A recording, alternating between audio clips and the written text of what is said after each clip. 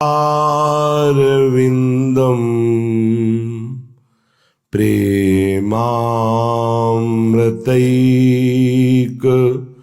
मकरन्दरसौघपूर्णम्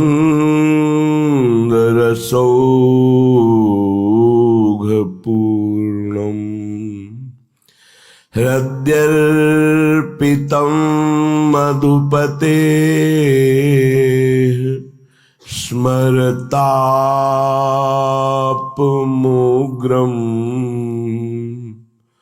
निर्वापयत् परमशीतलमाश्रयामि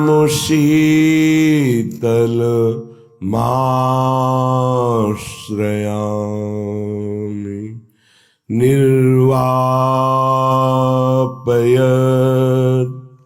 परमशीतलमाश्रयामि।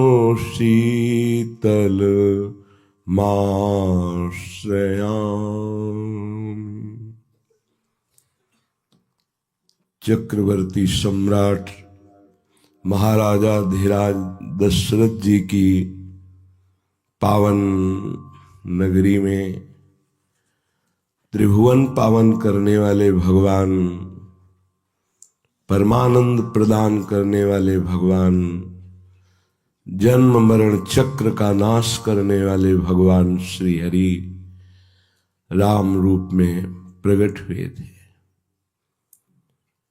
500 वर्ष से बहुत भक्तों ने अपने प्राणों का बलिदान दिया अवधपुरी में। आज भगवान कृपा करके गर्भगृह में विराजमान होंगे और नवीन श्री अर्चावतार में उनकी प्राण प्रतिष्ठा होगी। यह हम सब भक्तों के लिए बड़े गर्व का विषय है कि हमारे भगवान करुणा करके जगत पावन करने के लिए अर्चा विग्रह रूप में विराजमान होंगे, जिनके दर्शन मात्र से, नाम स्मरण मात्र से, आश्रय मात्र से जीव इस दुरंत माया से पार होकर महासुख को प्राप्त होता है। हम सब मिलकर श्री भगवान की एक स्तुति गायन करते हैं। देखो, जगन नाटक मंच पर ये विविध रूप का अनुभव कराने के लिए अपने भक्तों के लिए अनंत नाम, अनंत रूप, अनंत लीला करते हैं, पर पहचानने वाला जो अभिनयकर्ता का परिचय जानता हो, जानता है अभिनय कौन कर रहा है। ऐसे ही चाहे वराह रूप हो, नृसिंह रूप हो, वामन रूप हो, मत्स्य रूप हो, कूर्म रूप हो, राम, परशुराम, श्याम, एकमात्र एक ही प्रभु इस जगत नाटक मंच पर अभिनय कर रहे हैं, दूसरा कोई नहीं। हम भाव से श्याम सुंदर प्रभु जो राम रूप में है उनकी विनय करते हैं और हम वृंदावनवासी उनको हृदय से आशीर्वाद देते हैं। प्रियाजू के चरण बल से हम उन्हें आशीर्वाद देते हैं। वो सदैव विजय श्री हैं ही, स्वयं विजय श्री है, विजयी रहे और सदैव परमानंद को बांटते रहें। अधम जीवों को भी, पापात्मा जीवों को भी अपने चरणारविंद का प्रेम प्रदान करते रहें। उनका स्वभाव ही ऐसा करुणामय है। एक बार हम पंक्ति बोलेंगे, फिर आप सब बोलेंगे। थोड़ी देर के लिए हम अपने श्री धाम वृंदावन को अवध धाम के रूप में मान लेते हैं और श्यामा श्याम को सियाराम के रूप में देखते हैं। मानो हम अपने आराध्य देव की ही विनय कर रहे हैं, कोई दूसरा है नहीं, परम सत्य हृदय की बात कह रहे हैं, दूसरो न कोई, दूसरा नहीं। तो प्रभु का बड़ा भाव में विनय पूर्वक स्तवन किया है गोस्वामी तुलसीदास जी ने विनय पत्रिका जी में। एक पंक्ति हम गाते हैं, फिर आप गाए, फिर हम, फिर ऐसे पूरा गायन करें। श्री रामचंद्र कृपालु भजु मन हरण भव भय दारुणम। श्री रामचंद्र कृपालु भजु मन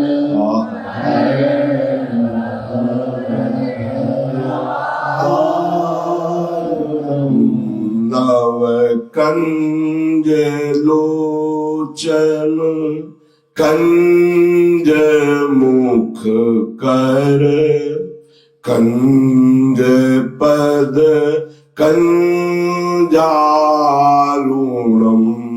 नव कंज लोचन कंज मुख कर कंज पद कंजारुणम।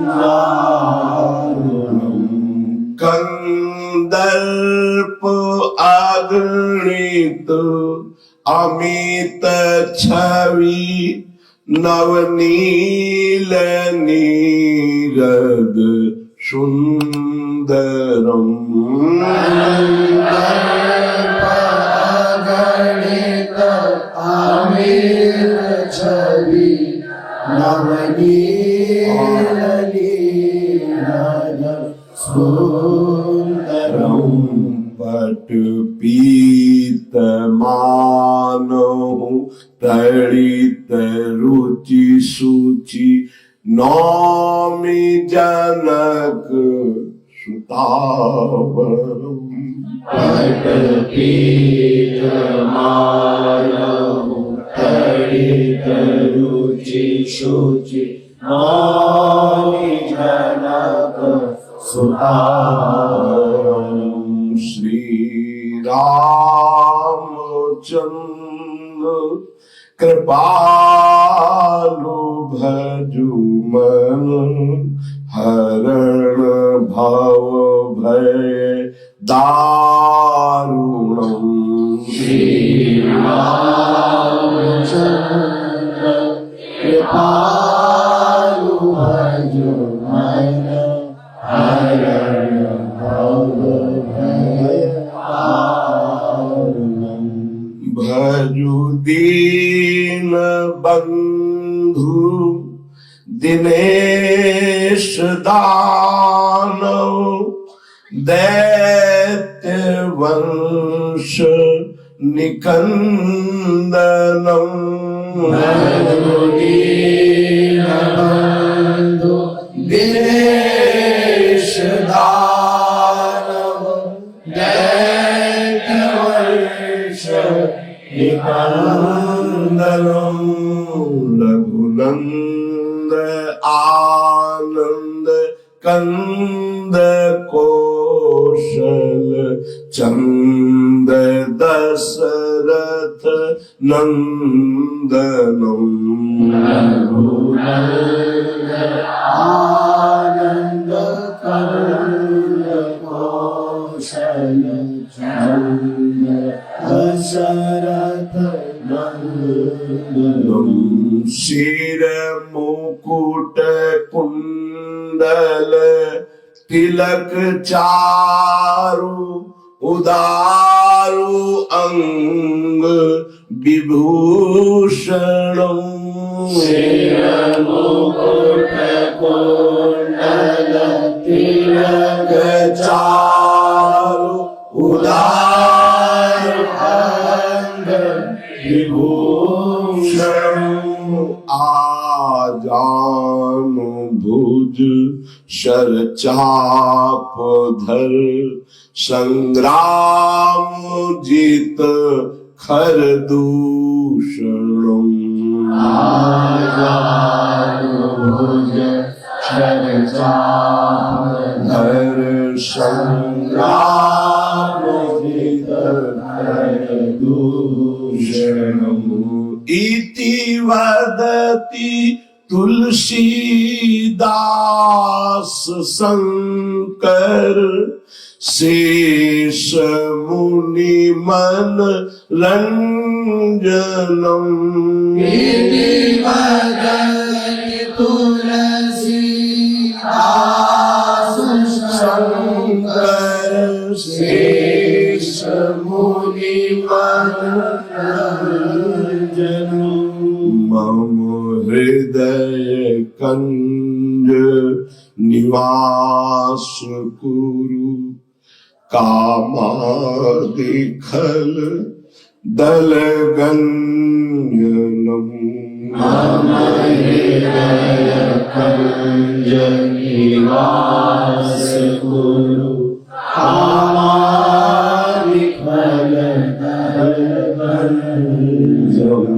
श्री रामचंद्र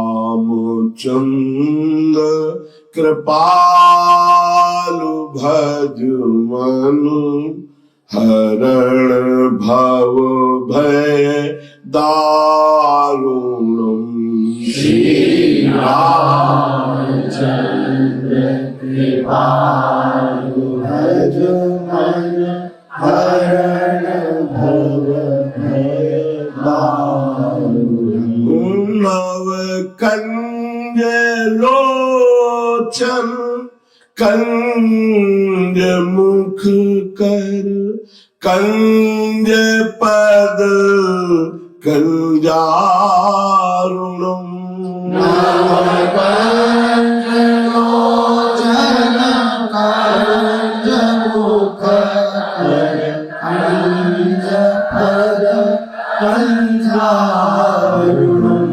श्री रामचंद्र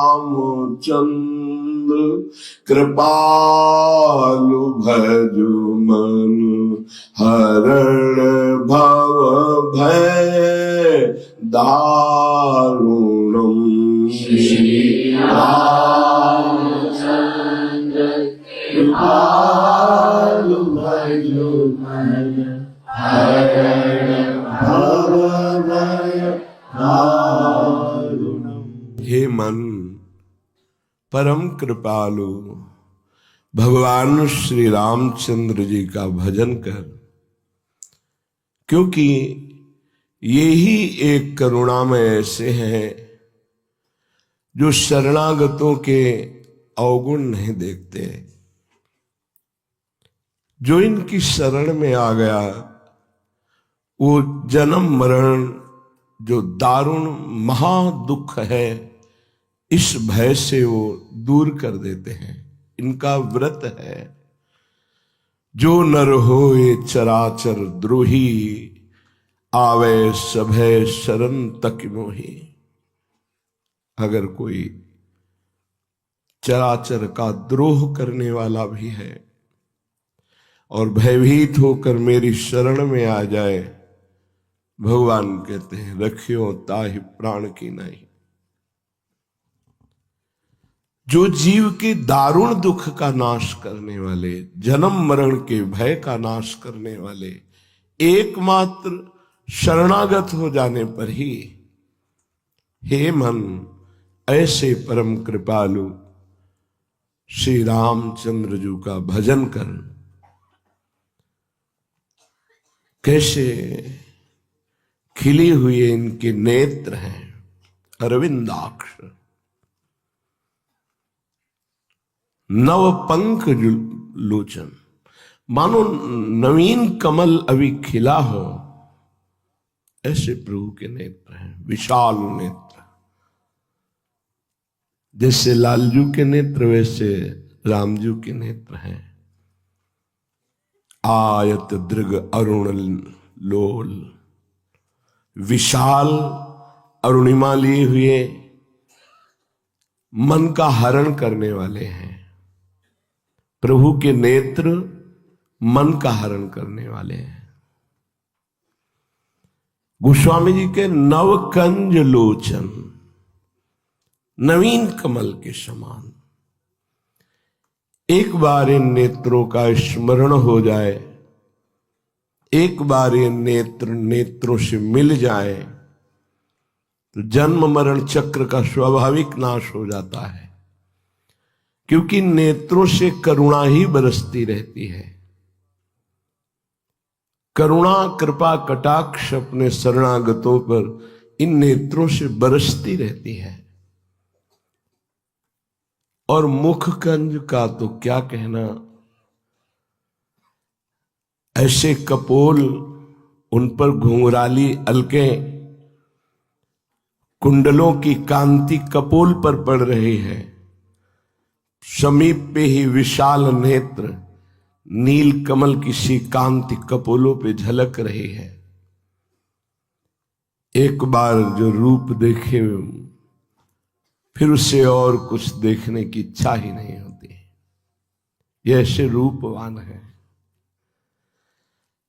हमारे लालजू के नेत्र चपल हैं, चंचल हैं। वही जब राम रूप में तो बहुत ही गंभीर और लज्जायुक्त नेत्र रहते हैं। सहसा किसी की तरफ चितवन नहीं करते, सलज्ज और गंभीर मुद्रा में रहते हैं। ऐसे नवविकसित कमल के समान नेत्र वाले बहुत ही सुंदर श्रीमुख कमल जिनका, और दोनों कर कमल जिनके अभय दान देने के लिए हैं, और युगल चरणारविंद चरण कमल ये भक्तों के निवास स्थान है। ये इतने गुप्त हैं कि महादेव जी अपने हृदय में सदैव रखते हैं। नेत्र कमल 2, मुख कमल 1, और कर कमल 2, और चरण कमल। भक्तों का मन रूपी भ्रमर इन्हीं कमलों पर वास करता है। कभी नेत्र कमल, कभी मुख कमल, कभी कर कमल, कभी चरण कमल, इन्हीं कमलों पर विहार करता है भक्तों का मन रूपी भ्रमर। ऐसे अद्भुत सौंदर्य छटा को बिखेरने वाले मंगल भवन अमंगलहारी द्रवहुषु दशरथ अजिर बिहारी। महाराज चक्रवर्ती सम्राट दशरथ जी के महल में ये जब बाल रूप से विचरते हैं, मणियों से जटित खम्भ में ये जो अपना प्रतिबिंब देखते हैं तो नाचत निज प्रतिबिंब निहारी। अपने प्रतिबिंब को देखकर मोहित हो जाते, इतने सुंदर हैं, और नाचने लगते हैं कि हमें इतना सुंदर दोस्त मिल गया। बातें करते हैं, ऐसे करते हैं तो प्रतिबिंब में ऐसे होता है, नाच रहे हैं। सर्वज्ञ प्रभु बाल लीला दशरथ जी के महल में जब कर रहे हैं, ये देख देख कर कौशल्या मैया और चक्रवर्ती सम्राट परम सौभाग्यशाली महाराज दशरथ जी छुप करके आनंदित होकर देखते हैं कि प्रगट में आए तो कहीं लीला रुक न जाए। प्रभु बाल लीला करते हुए सुख प्रदान करते हैं। सौंदर्य के समुद्र हैं, अगणित कामदेव, 1-2 करोड़, 2 करोड़ नहीं, अगणित कामदेव मूर्छित हो जाए, ऐसी श्री राम जी की श्री अंगों की सुंदरता है। नवीन सजल मेघ के समान नील वर्ण कांति, ऐसी नीलिमा जो चित्त को चुरा ले। त्रिभुवन में वो नीलिमा नहीं है। और ऊपर से बिजली की तरह चमकता हुआ पीत वर्ण का पीतांबर धारण किए हुए हैं। बिल्कुल ऐसे ही जैसे लालजू, वही सौंदर्य, वही पीतांबर, वही श्रीअंग शोभा। बस अंतर इतना है कि इन श्याम सुंदर के प्रेम समुद्र में बड़ी बड़ी तरंगें आ रही, चंचलता है, और ये गंभीर शांत प्रेम समुद्र है, श्री राम जी। मानो बोलना ही नहीं जानते हैं, बहुत गंभीर मुद्रा में हर समय रहते हैं, बहुत गंभीर मुद्रा। और ये मानो गंभीरता का स्वरूप है, पर ऊपर से तरंगायमान समुद्र है और वो शांत गंभीर। बस अंतर इतना है, वो अगर खड़े भी होंगे तो सिंहवत गंभीर मुद्रा, अगर ये भी खड़े होंगे तो रसिक ललित त्रिभंगी। इनकी चितवन, इनका खड़े होना, इनका मुस्कुराना मुनियों के मन का अपहरण करने वाला है, प्रेमियों के चित्त को आह्लाद से बसीभूत करने वाला है। महाराज नवीन मेघ की जैसी कांति ऊपर से करोड़ों बिजलियों की कांति का अपहरण करने वाला पीतांबर धारण किए हुए हैं। ऐसा लग रहा है नवीन मेघ में बिजली चमक रही हो। ऐसा ही तो आप रोज सुनते हैं इनकी शोभा, वही है। ये ऐसे सौंदर्य रूप में श्री जानकी जी को चित्त को चुराते हुए, सियाजू के चित्त को चुराते हुए, उनके परम प्रीतम श्री राम जी को मैं नमस्कार करता हूं। गोस्वामी जी कह रहे हैं, मन ये बड़े दीन बंधु है, सच्ची बहुत करुणामय है। प्रभु अपने बहुत करुणामय है। इनकी करुणा को जो जान गया, इसी बात को भगवान शंकर कह रहे हैं, उमा राम स्वभाव जही जाना, ताहि भजन तज भावनाना। बहुत करुणामय है, बहुत प्यार करने वाले हैं। अब ये स्वभाव कोई जान जाए तो इनके भजन के बिना रह नहीं सकता। जो जान गए वे इनकी ठसक में भर करके संपूर्ण प्राणों को, जीवन को न्यौछावर कर दिया। और धन्य है उनका जीवन जिन्होंने न्यौछावर कर दिया। न्यौछावर कौन करता है? अहंकारी नहीं, दैन्य। यहां कह रहे हैं कि जो दीन बंधु दिनेश,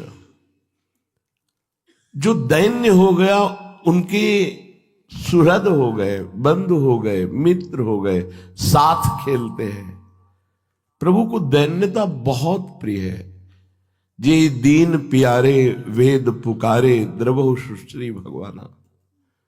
ये दैन्यता तभी आती है जब चारों तरफ से हार जाता है, अभिमान नष्ट हो जाता है, तब वास्तविक शरणागति होती है।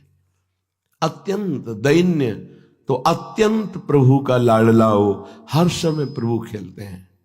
देखो, कभी ऐसा मत समझो कि भक्तों को कलयुग है, भगवान कहाँ मिलते हैं, अरे वो ध्यान में कभी ऐसा कुछ नहीं।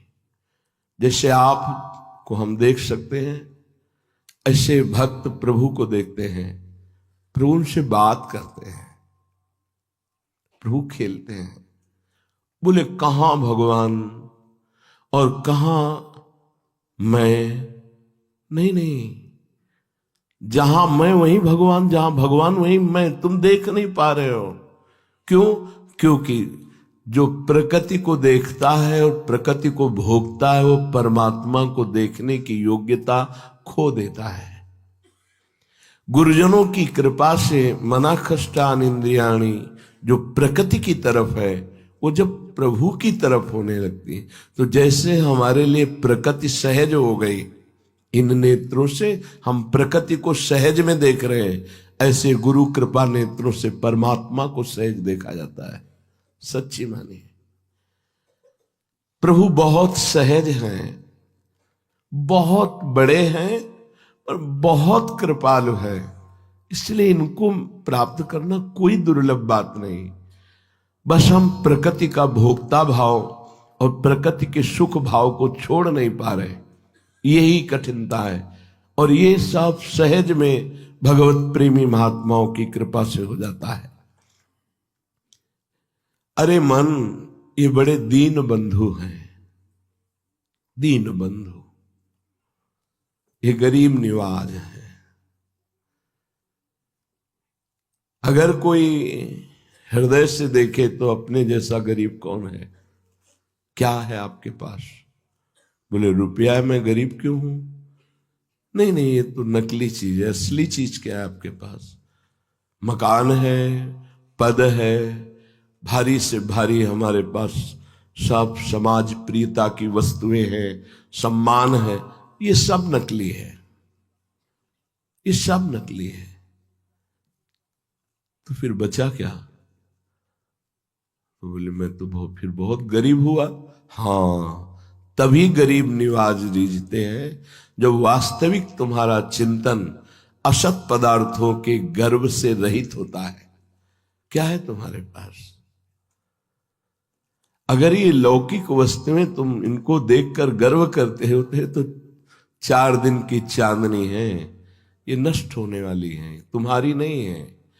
तुम शरीर को जो प्रिय अपना प्राण दे इतना प्यार कर रहे हो आत्म भाव से, ये भी नकली है, ये भी नकली है। ये न था न रहेगा, बीच में भास रहा है कुछ दिनों के लिए, फिर ये नष्ट हो जाएगा, नष्ट हो जाएगा पक्का। है क्या तुम्हारे पास? स्थायी क्या है? कुछ नहीं। हो ना गरीब, तो आओ गरीब निवाज के पास। प्रभु गरीब निवाज है। कितना सुख होता है जब दैन्यता होती है, हमारा कोई नहीं, हमारा कुछ नहीं, हम कुछ नहीं। प्रभु क्या मुझ ऐसे अधम को आप स्वीकार करेंगे?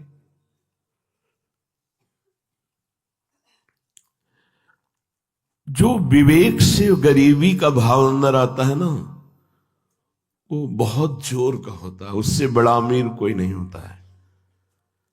हर अहम के सूत्रों को जहां अहम स्थापित है उसे काट देता है उपासक। मेरा क्या है इसमें? जैसे बहुत सुंदर शरीर है, कितने दिन टिकेगा? और फिर इसमें मेरी क्या रचना है? अगर इस शरीर दिया तो प्रभु ने दिया ना, प्रभु ने रचा है ना, इसमें मेरा क्या है? जिधर देखता है विवेकवान, वहां कुछ अपना नहीं दिखाई देता, एकमात्र प्रभु अपने, तो दीन हो जाता है। ये अहंकार दीन नहीं होने देता। वास्तविक विचार करके देखो, तुम्हारा अहंकार किस काम का है? तुम क्या कर सकते हो? एक बार सांस नहीं खींच सकते, उसी की सामर्थ्य से आप प्राणवायु को खींचते हैं और छोड़ते हैं। जिस दिन वो अपनी सामर्थ्य खींच लेगा तो ये शरीर एक बार भी श्वास नहीं खींच पाएगा, ऐसे नहीं कर पाएगा। उसी के बल से बलवान हो, उसी की बुद्धि से तुम्हारी बुद्धि काम कर रही है, उसी की चेतना से तुम में चेतना है, उसी के तुम अंश हो। ये उसी की रचना है प्रकृति, वो ईश्वर है, इसकी रचना करने वाला है। सब विचार करके देखो तो कुछ नहीं अपने पास। फिर क्या? आ जाओ महाधनी प्रभु की शरण में, तो दीनता आ जाती है।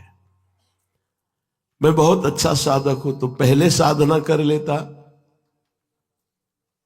अगर मैं साधक हूं तो पहले साधना कर लेता, अब क्यों? बोले अब गुरु कृपा हुई। तो अहंकार क्यों? विचार, हर जगह हमें विचार पूर्वक। तो बोले मन भज दीन बंधु, भजन कर दीन बंधु का, यही दरबार दीन को आदर रीत सदा चल।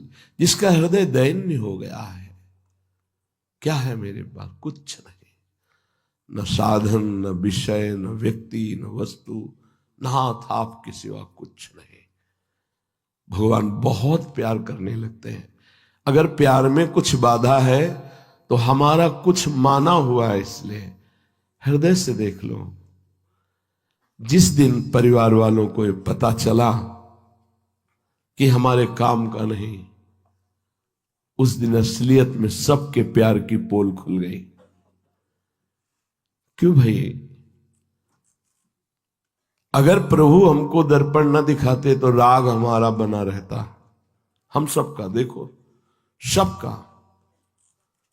वही बेटी है जिसको प्राणों से प्यार किया जाता है, स्वार्थ नहीं तो कभी दोबारा देखने नहीं आए। वही बेटा है। मान लो हमारी बात, यहां केवल स्वार्थ का संबंध और मोह की मान्यता। प्रेम तो सिर्फ हरि करते हैं, प्रभु करते हैं।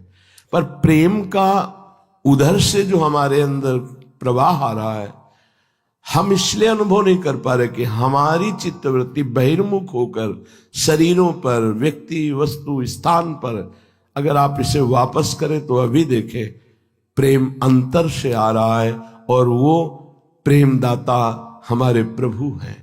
निहाल हो जाओ अभी। कोई खास बात नहीं है भगवान से मिलना, वो हमारे हैं, हमारे प्रीतम हैं। खास बात संसार के राग का त्याग करना है। देखो, हमारी बात को अंदर से समझना तो दोष दर्शन नहीं होगा। प्रभु हैं पर आनंद का अनुभव हो रहा है भला? नहीं हो रहा ना? तो हम एक शब्दों में कह सकते हैं कि प्रभु में आनंद नहीं है, प्रभु की आसक्ति चिंतन में आनंद है। वो तो है यहां, देखो ना, सबके हृदय अछत अविकारी, पर सकल जीव जग दीन दुखारी। भाव से समझोगे तो समझ जाओगे। आत्मा आनंदमय है ना, लेकिन आत्मा में अगर आनंद है तो हमें आनंद मिलना चाहिए ना था। सूर्य में प्रकाश है तो प्रकाश हो रहा है, आप भाव करो ना करो, देखो ना देखो, वो तो प्रकाश हो रहा है ना। खास बात जो पकड़ी है हमें, उस बात पर ध्यान दो। आत्मा भी और परमात्मा भी दोनों सुख राशि आनंद समुद्र यहीं विराजमान है, पर अपने को हो रहा है क्या आनंद? नहीं। जब वो है तो फिर आनंद क्यों नहीं हो रहा? सर्दी है तो सबको लग रही है ना, गर्मी तो सबको लगेगी ना, तो आनंद समुद्र है तो आनंद होना चाहिए ना। तो बोले प्रभु में आनंद, तेरा स्वरूप भी आनंद में, लेकिन आनंद का अनुभव होता है आसक्ति में, चिंतन में। तुम्हारा चिंतन और आसक्ति शरीर संसार में, इसलिए आनंद नहीं है ही आनंद समुद्र। और जहां संसार शरीर का चिंतन छूटा और प्रभु का चिंतन हुआ, अब आनंद। तो खास बात, प्रभु आनंदमय हुए या चिंतन आनंदमय हुआ? पकड़ो, हमारी बात को पकड़ो। ये कल शाम का चिंतन है, प्रभु देते रहते हैं। जिससे नवीन नवीन रसोई बना के मां देती है, ऐसे हमारे प्रभु नवीन नवीन चिंतन देते रहते। एक नया चिंतन कल का, शाम का, ऐसा चिंतन पीछे नहीं हुआ, प्रभु ने दिया कि मैं आनंद में हूं, आत्मा आनंद में है। लेकिन जिनका बाह्य चिंतन विषय चिंतन है, देह चिंतन है, क्या वो आनंद का अनुभव करते हैं? तो नहीं। तो मैं तो हूं ना आनंद में। हाँ, तो फिर मैं आनंदमय हूं तो उनको आनंदित होना चाहिए। नहीं हो रहे, क्यों? क्योंकि चिंतन में आनंद है, आसक्ति में आनंद है, आसक्ति प्रेम में। दुर्योधन भी भगवान को देख रहा है तो आनंद में है ना, तो आनंद आना चाहिए उसको ना। आया क्या? नहीं ना। और विदुरानी जी, विदुर जी, भीष्म पितामह जी, इनको परमानंद आ गया, बेसुध हो गए आनंद में। क्यों? क्योंकि इनका चिंतन है, इनकी आसक्ति, ये प्रेम है प्रभु से। खास बात, प्रभु का चिंतन और प्रभु की प्रेमाशक्ति, ये दो बात पकड़ में आई। अगर आपका चिंतन प्रभु का नहीं हो रहा, प्रेमाशक्ति प्रभु में नहीं है, तो आनंदमय होते हुए भी वो आनंद का अनुभव नहीं होगा। आत्मा, आपका स्वरूप आनंदमय है, सबका आनंदमय स्वरूप है। आनंद बिंदु नहीं हो आप, आनंद सिंधु हो आप। बिंदु तो माया प्रकृति में है, आनंद कोश आनंद बिंदु माया प्रकृति, आप आनंद सिंधु है। तो आप आनंद सिंधु है तो आनंद नहीं है। क्यों? आपका चिंतन नहीं है, ना आत्मचिंतन ना परमात्म चिंतन, तो आप दुखी हैं, क्लेशित हैं, अशांत हैं। ये बहुत सुंदर बात प्रभु ने कल दी, खास बात पकड़ में आई। हजारों बार चर्चा होती है, पर जब प्रभु उसको वस्तु को प्रकाशित करते शब्दों को, तब एकदम निहाल हो जाता है। आहा, कैसे जगत गुरु भगवान शब्द को प्रकाशित कर रहे हैं। चिंतन में आया कि खास बात है भगवत चिंतन और भगवत आसक्ति, तब आनंद का। नहीं तो आनंद के हृदय में बैठे रहने पर भी आनंद नहीं हो रहा। भगवान का नाम आनंद है, भगवान आनंद सिंधु है, आनंद कंद है, आनंद के मूल है, लेकिन आनंद बिल्कुल नहीं है। भला आनंद मूल के विराजमान होने पर भी आनंद क्यों नहीं है? तो बोले आनंद भगवत चिंतन में है, आनंद भगवत प्रेमाशक्ति में है। ये बात खास पकड़ लो। इसीलिए जो प्रवीण उपासक हैं वो भगवान से मिलने की ज्यादा बात नहीं रखते, वो भगवत चिंतन में डूबने की बात रखते हैं। वो भगवत आसक्ति में, भगवत प्रेमाशक्ति में। ये पूरे चिंतन का कल के सार बात निकली। गाढ़ चिंतन, उतना ही परमानंद, गाढ़ाशक्ति उतना ही परमानंद। नहीं तो है सबके हृदय में, पर सकल जीव जगदीन दुखारी। विषयों में दीन हो रहे, ये मिल जाए, ये मिल जाए, ये मिल जाए। इस दैन्यता की यहां बात नहीं है। यहां बात है कि ब्रह्मा के पद की भी चाह नहीं रह गई, वो दैन्य। भज दीन बंधु दिनेश, भगवान दीन बंधु है। दीन बन जाओ, बहुत जल्दी भगवत साक्षात्कार हो जाए। इसीलिए महाप्रभु चैतन्य देव जी कहते तृणादपि सुनी चेन। हम दैन्य नहीं हो पा रहे। क्यों नहीं हो पा रहे? कुछ न कुछ हम पकड़े हैं, बस इतना समझो। जो कुछ पकड़े हो वो तुम्हारा असत है। अच्छे से विचार करके देखो। शरीर को पकड़े हो, मुझे अमुक अमुक वेद कंठस्थ है, अमुक अमुक अमुक। ये जो पकड़े हो यही तुम्हें दैन्य नहीं होने दे रहा। बड़े कृपा पात्र हैं जिनको कुछ पकड़ने को मिला ही नहीं। आपको यजुर्वेद करने, हमको वेद का क्या, हमको तो कुछ नहीं ज्ञान है। आपके पास क्या? कुछ नहीं है हमारे पास। आपको कोई रिश्ता नाता नहीं, कोई नहीं है हमारा।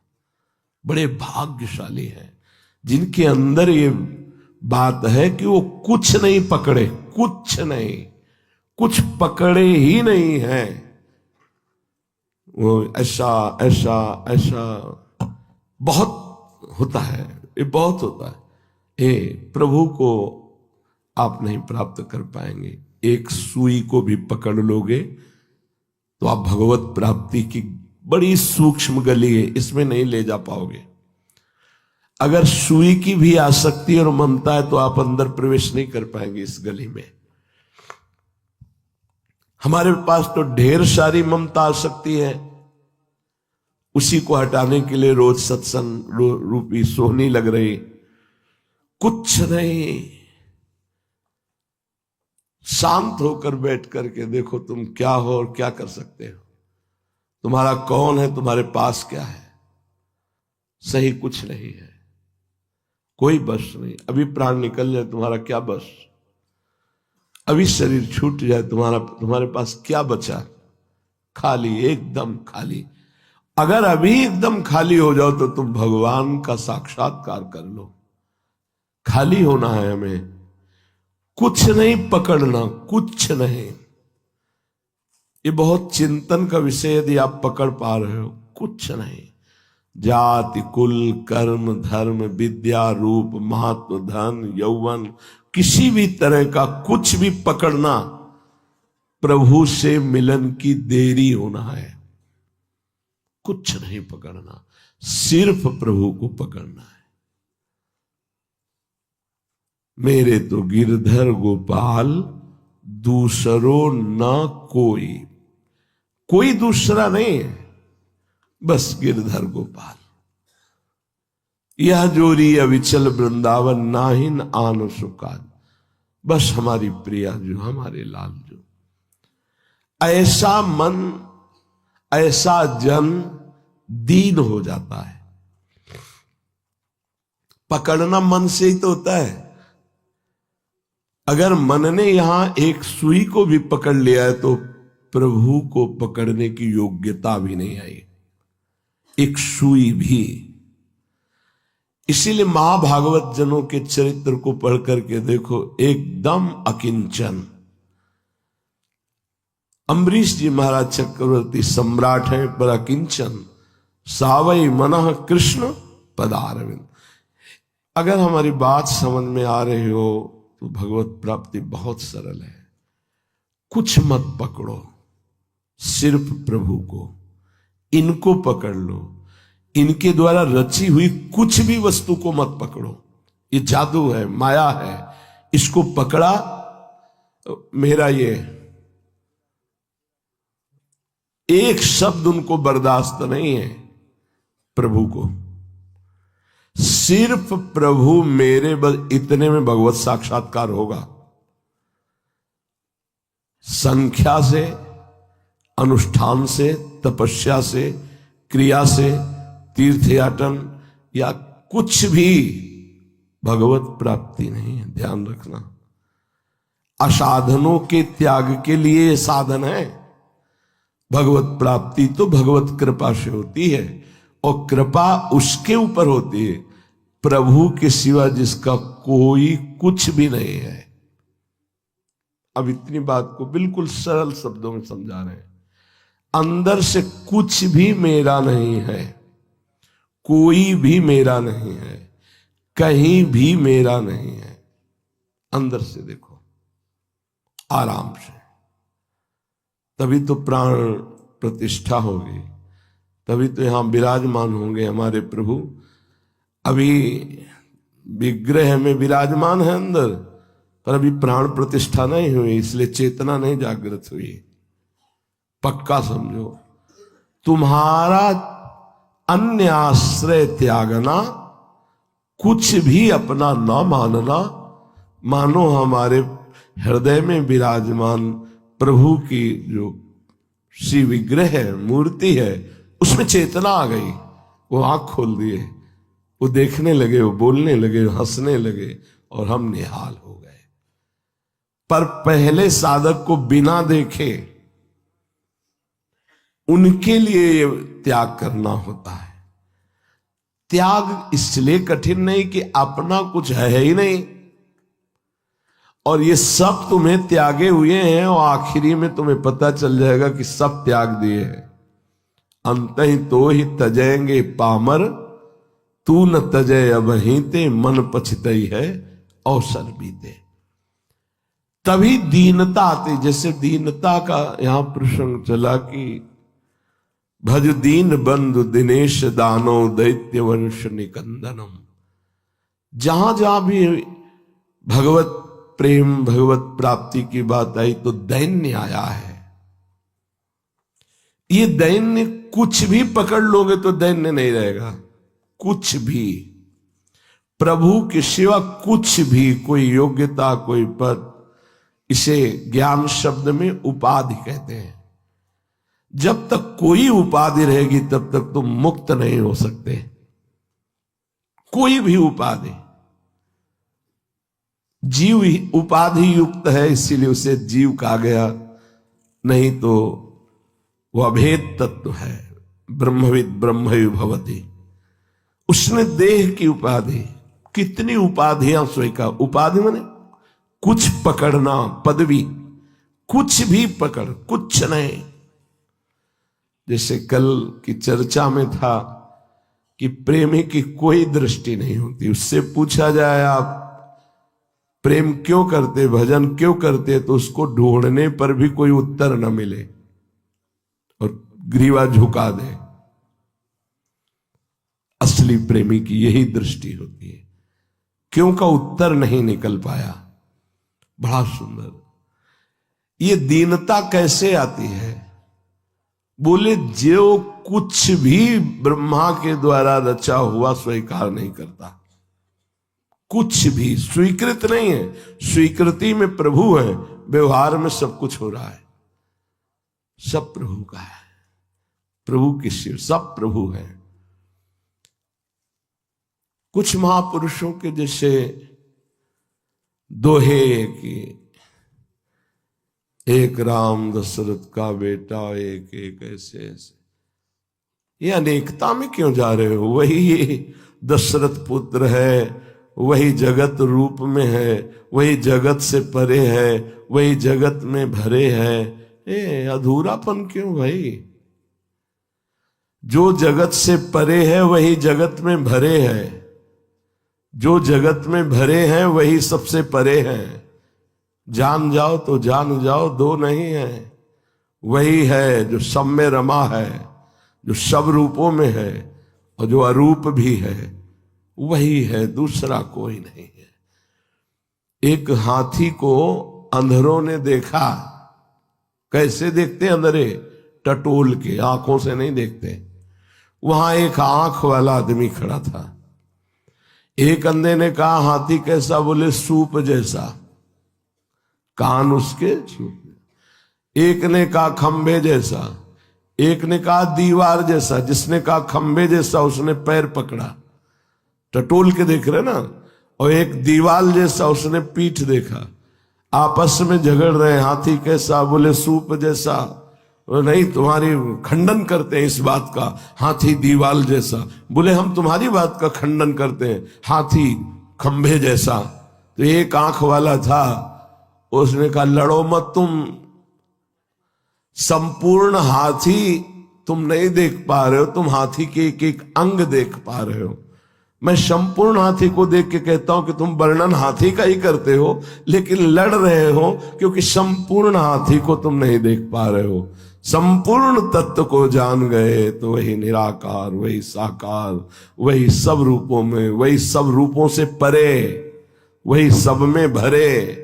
कहीं कोई तर्क वितर्क की गुंजाइश ही नहीं। कुछ नहीं पकड़ना। ना हम ज्ञानी हैं, ना हम भगत हैं, ना हम योगी हैं, ना हम कुछ। क्या है? हम हैं, इसका भी विस्मरण कर दो। बस प्रभु ही प्रभु ही। अभी दैन्यता का यहां ऐसा उफान उठेगा, रोते रहोगे, प्रेम में रोते रहोगे। बस यही दरबार दीन को आदर। प्रभु सिंहासन से खड़े होकर दौड़कर उसे गले लगाते हैं। किसको? जिसके पास कुछ नहीं है, अंदर से कुछ नहीं स्वीकृति है। जैसे सुदामा जी के पास अगर है कुछ तो श्री कृष्ण है, कुछ नहीं है आगे। भगवान दौड़ करके आए और गले लगे। कुछ नहीं जिसके, तुम्हें छाड़ी गति दूसरी नाही, बसहु राम तिनके मन माही। आपके सिवा दूसरा कोई आश्रय ही नहीं, वस्तु ही नहीं, स्थान ही नहीं। ये सच्ची मानिए, बिल्कुल यथावत ऐसा ही है।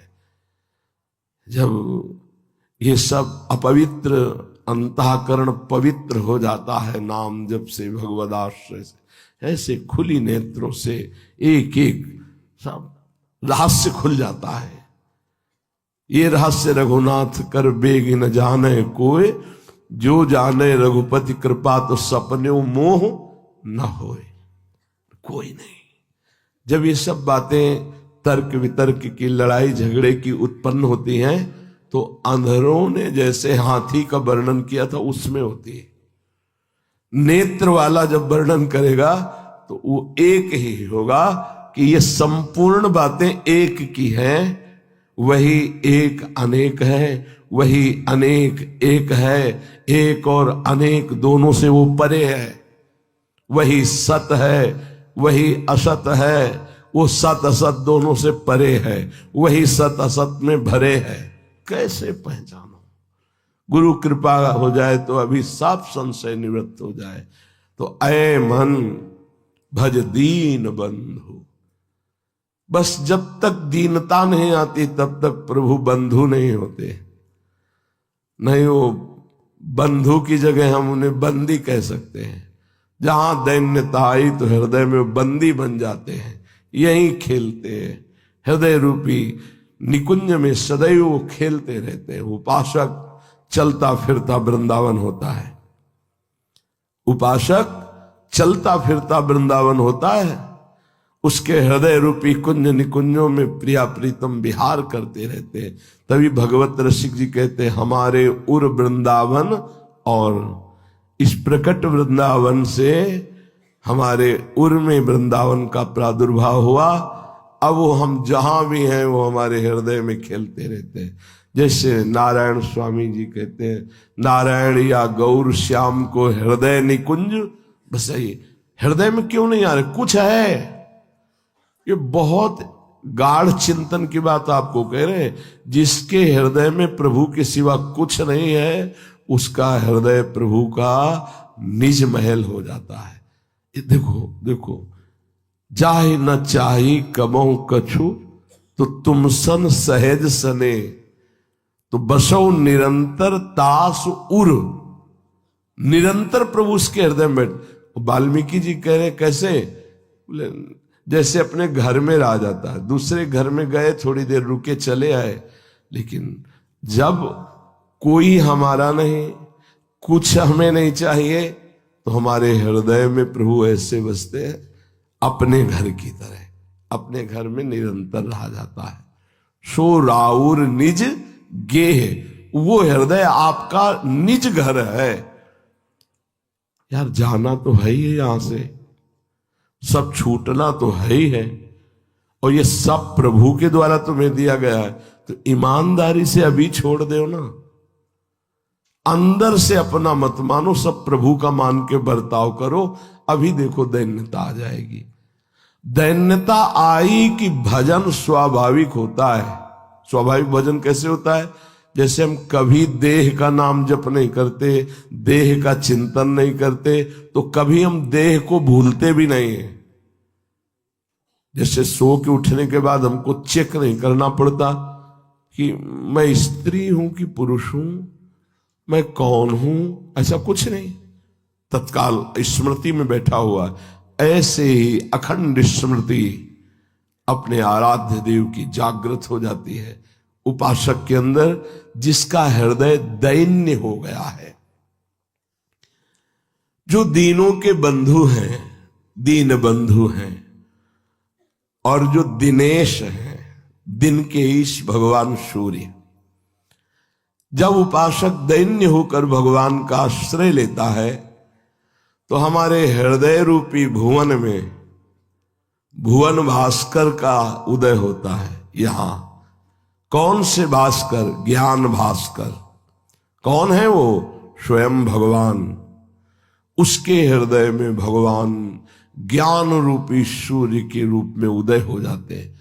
सच्ची, जैसे संसारी आदमी संसार की कल्पना करते करते वो थकित हो जाता है, डिप्रेशन में पहुंच जाता है, ऐसे ही उपासक का हृदय भागवतिक चिंतन, भागवतिक लीला, भागवतिक भाव में डूबते डूबते वो भगवत स्वरूप हो जाता है।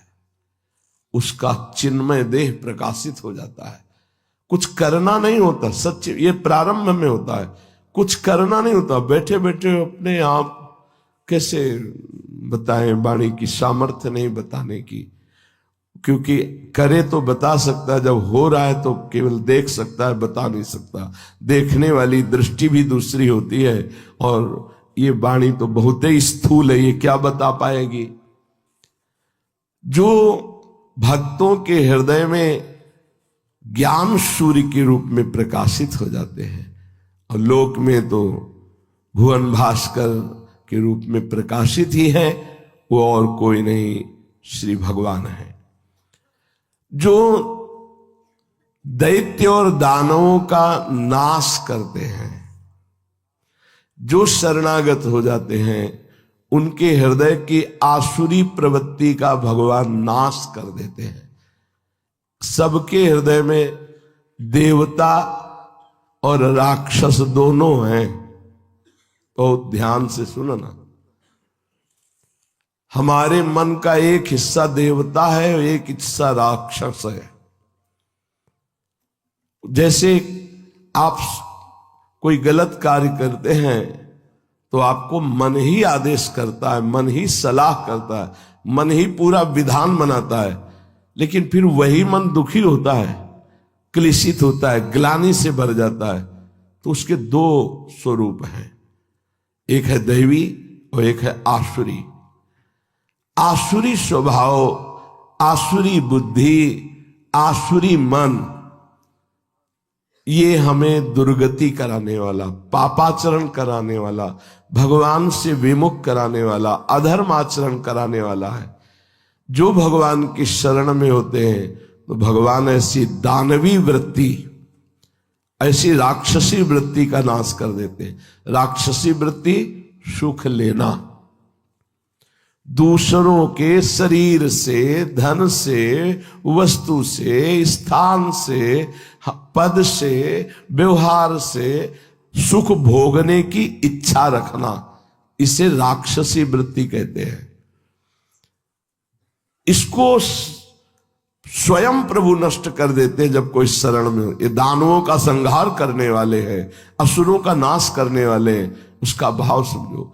प्रगट में भगवान जब अवतार लेते हैं तब तो दानवों का संहार करते हैं, और जब हृदय में ज्ञान रूप से भगवान प्रकाशित होते हैं तो दानवी वृत्ति, आसुरी वृत्ति का नाश करते हैं। हे प्रभु, आप आनंद कंद है। कंद माने होता मूल, आनंद के मूल है। हे रघुनंदन, आप आनंद के मूल है। कौशल देश अयोध्या में आप चंद्रमा के समान प्रकाशित, जैसे चंद्रमा अमृतमयी किरणों के द्वारा सबको शीतलता और जीवनी शक्ति देता है, ऐसे अवधवासियों के, शरणागतों के हे श्री रामचंद्र आप जीवन हो। आहा, कितना सौभाग्य, अहोभाग्य। जब उठते बैठते अपने राजा धीराज प्रभु श्री राम के सब दर्शन करते थे, कर रहे हैं, करते रहेंगे। कौन? जो अवधवासी हैं, जिसका वध नहीं किया जाता उसमें जो वास करता है उसका नाम है अवध। अभी जिसका वध हो सकता है हम उसमें आसक्त हैं, इसीलिए हम राम राज्य में नहीं काम राज्य में जीते हैं। अवध में रहे तो राम राज्य में जिएंगे। अवध है भगवान का नाम, भगवान का रूप, भगवान की लीला, भगवान का धाम। अपना स्वरूप अवध है। नैनम छिन्दन्ति शस्त्राणि नैनम दहति पावका न चैनम क्लेदयन्त्यापो न शोष्यति मारुता।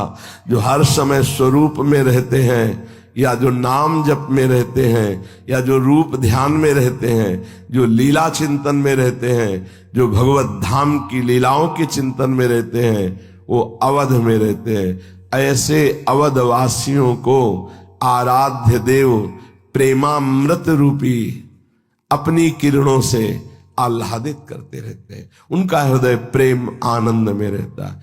अभी जिसका वध हो सकता है उसमें हम आसक्त हैं।